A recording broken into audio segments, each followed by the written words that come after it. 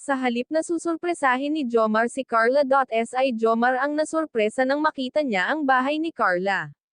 Bago ko ipagpatuloy ang maiksing reaction video na ito, hiling ko lang na patapusin ang panonood nito para malaman ang nilalaman nito, at kung bago ka pa lang sa munting channel na ito, paki-subscribe para lagi kang updated sa video ng mga kalingap. At pakisuportahan natin ang ama ng kalingap na si Val Santos, Matubang Ate Edna Vlog at si Kalingap Rab.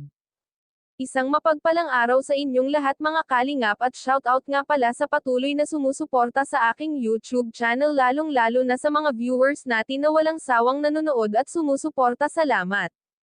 Pagdating nga ni Jomar galing Hong Kong ay agad na pinuntahan si Carla para ibigay ang mga pasalubong nito kay Carla. Hindi alam ni Carla na susurpresahin siya ni Jomar.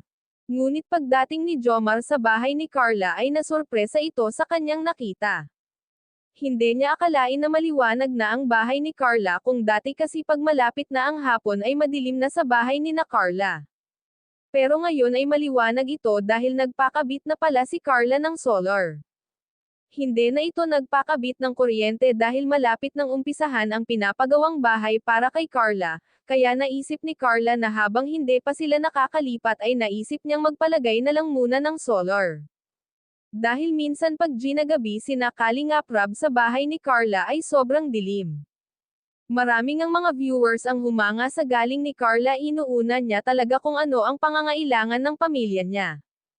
Hindi niya iniisip ang pangsarili niyang kailangan, ginagawa ay para sa pamilya niya, dahil ang nasa focus ni Carla ngayon ay ang tulungan ang kanyang mga magulang, hindi katulad ng mga kabataan ngayon puro lakwatsa ang ginagawa, hindi marunong tumulong sa magulang, kaya maswerte ang mga magulang ni Carla sa kanya dahil mabait itong bata at matalino. Hanggang dito na lang ang update ko mga kalingap, maraming salamat at God bless sa inyong lahat.